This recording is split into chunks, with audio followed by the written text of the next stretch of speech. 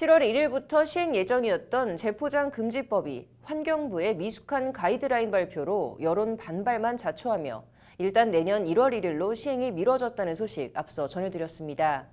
관련해서 오늘 국회에선 과대포장 줄이기를 위한 정책 토론회가 열렸는데요. 토론회엔 혼선과 논란을 자초한 환경부 홍정기 차관도 왔다고 하는데 어떤 말을 했을까요? 장한지 기자가 토론회 현장을 취재했습니다. 토론회에 온 홍정기 환경부 차관은 재포장금지법 추진 과정에 소통에 문제가 있었음은 일단 인정했습니다. 저희들이 작년부터 관련 업계하고 이해관계자들의 논의를 거쳐서 금년 1월에 포장규칙을 만드는 바가 있고 그것을 6개월간의 기간을 거쳐서 7월에 시행하기 위한 그런 논의들을 해왔습니다. 그 과정에서 이 소통이 충분하지 않았을 수도 있고 또 이 서로 간의 이 어떤 소통 방식이나 이런 데도 문제가. 홍 차관은 그러면서 2019년 1월 입법 예고하고 1년간의 논의를 거쳐 관련 규칙을 만든 뒤 지난 7월 1일부터 시행될 예정이었던 재포장 금지법이 내년 1월로 더 연기된 데 대해 아쉬움을 나타냈습니다. 실제 환경부에 따르면 최근 3년간 플라스틱 가정생활 폐기량은 2016년 966톤, 2017년 1082톤, 2018년 1226톤으로 해마다 증가하고 있습니다. 비닐을 포함하는 합성수지 가정생활 폐기량 역시 2016년 1147톤, 2017년 1203톤, 2018년 1295톤으로 매년 늘었습니다. 이에 따라 우리나라 가정생활 폐기물의 35%는 포장지가 됐습니다. 저도 어제 집에 가서 분리수거 했거든요. 저녁에 퇴근하니까 집사람이 잔뜩 문 앞에다가 싸놔가지고 거의가 이제 다 그거예요. 비닐류 이런 거 플라스틱 그런 겁니다. 일부가 이제 그 종이류가 폐지류가 있고 우리가 근본적으로 봐야 될 것은 이게 단순히 수거, 선별, 재활용 이 시스템의 문제로만 봐야 될 것이냐. 가장 근본적으로는 포장재, 비닐 폐기물이 너무 많이 발생이 돼서 생긴 문제입니다. 홍정기 차관은 플라스틱 비닐 포장은 재활용도 안 되고 궁극적으로는 사용량을 줄이는 것이 유일한 대안이라며 이를 위해선 재포장금지법이 반드시 필요하다는 점을 거듭 강조했습니다. 우리가 K방역을 했지 않습니까? K방역에 못지않는 K포장재 줄이기를 우리 만들어갈 수 있다고 봅니다. 우리나라의 특성에 맞는 우리나라의 생산, 유통, 소비 구조에 맞는 그런 포장재 줄이기 다양한 아이디어들을 가지고 정책들을 만들고 시행해 나간다면 분명히 우리가 당초 목표한 대로. 토론회를 공동 주최한 더불어민주당 양이원영 의원도 홍정기 차관을 거들며 특히 일부 언론 보도를 향해 날을 세웠습니다. 재포장 금지법이 아닌 할인 금지법, 생필품값 줄줄이 오를 것 같은 자극적인 제목과 내용의 기사로 사실을 호도했던 겁니다. 모 언론사에서 재포장금지법 시행규칙이 묶음 할인을 막는다라고 이렇게 보도를 했죠. 그 논란의 발단을 제공을 했는데요. 근데 이거를 그 논란 때문에 좀 미룬 거예요. 내년 2021년 1월로 지금 미룬 상태입니다.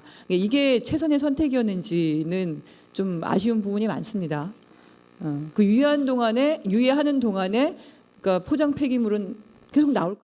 논란이 됐던 환경부 가이드라인의 정확한 표현은 현행법에 허용된 종합제품으로서 판촉을 위한 것이 아닐 경우 재포장에 해당하지 않는다입니다. 예를 들어 라면처럼 공장에서부터 5개들이 한 묶음으로 나오거나 애초 출고될 때부터 여러 제품이 함께 담겨 있는 경우 이는 개별 제품 포장 위에 다시 포장을 해도 재포장금지법상 재포장으로 간주하지 않겠다는 취지입니다.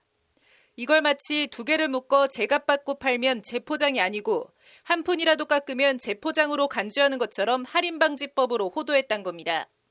양이원영 의원은 아예 5개월 더 유예된 기간에 논의를 거쳐 공장에서부터 재포장돼 나오는 제품들도 지금처럼 그대로 둬야 하는지 다시 고려해봐야 한다고 목소리를 높였습니다.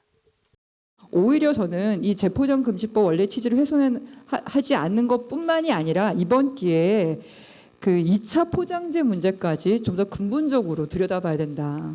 2차 포장재까지. 그러니까 애초에 제품을 만들면서부터 포장을 2차 포장까지 해서 나오는 경우가 있어요. 전 이것까지 들여다보는 기회로 삼았으면 좋겠습니다. 실제 소비자들 입장에선 겹겹이 여러 번 포장되어 있는 제품들이 편할 리도 달가울 리도 없습니다. 뜯어내기도 번거롭고 뜯어내면 다 쓰레기가 되기 때문입니다. 소비자들 보고 어떻게 하라는 소리라는 거죠. 소비자들은 분노할 수밖에 없습니다. 마찬가지로 이런 제품들도 계속 유통 매장에서 판매가 되고 있습니다. 이런 식의 과대 포장들이 되고 있는 것이죠. 이 모짜렐라 치즈인데 이 불쌍한 모짜렐라 치즈. 토론회에선 이런 쓰레기를 줄이기 위한 방안으로 일회용품 사용 규제와 포장 재질 규제, 과대 포장을 막기 위한 포장 공간 비율 및 포장 횟수 규제, 합성 수지 포장재 연차별 줄이기, 폐기물 부담금 제도 등이 논의됐습니다. 산업과 마케팅, 환경적 측면에서 최적의 조합을 찾아내고 법과 제도로 이를 뒷받침해야 한다는 것이 참가자들의 지적입니다. 마트 가면 제일 먼저 만나는 게 제품을 만나는 게 아니라 포장을 만나죠. 여기서 보면 고령화라든가 1인 가구와 산업화 이런 것들에서 패키징의 요소들만 한번 뽑아냈으면 그 키워드를 한번 뽑아내 보면 이렇게 크게 4가지로 요약될 수 있습니다. 작고 편리한 포장, 기능적이고 안전한 포장. 아마 다들 느끼실 겁니다. 그다음 환경을 배려한 포장, 고부가가치의 포장. 관련해서 제품 포장, 유통 포장 등 모든 포장재의 신고 등록과 회수 재활용을 의무화하고 있는 독일의 신포장재법과 택배용 재사용과 관련된 핀란드의 리팩 서비스 등 EU 국가 사례들이 언급됐습니다. EU의 경우는 사용된 재질에 관계없이 시장에서 유통되거나 사용 배출되는 모든 포장 폐기물에 대해 일정한 의무 규정을 두고 있습니다. 토론회에선 또 미국 월마트의 포장재 5% 줄이기와 아마존의 적정 포장 가이드라인 등 해외 사례들이 심도 있게 논의됐습니다. 플라스틱 줄이는 데 있어서 소비자들이 지금 할 수 있는 역할이 별로 없습니다. 생산과 유통 단계에서 줄여주셔야 소비자들이 친환경 소비를 통해서 호응을 해줄 수가 있는 것이죠. 환경부는 유통사와 제조사, 시민사회 등 현장의 목소리를 충실히 듣고 입법 취지는 살리면서 업계 혼란은 줄이는 방안을 마련하겠다고 밝혔습니다. 불효 불급한 생활 폐기물을 줄이면서 소비자 권리도 침해받지 않고 업체들의 영업의 자유도 보장해줄 수 있는 서로 상생할 수 있는 대안이 마련될 수 있을지 주목됩니다. 법률방송 장한지입니다.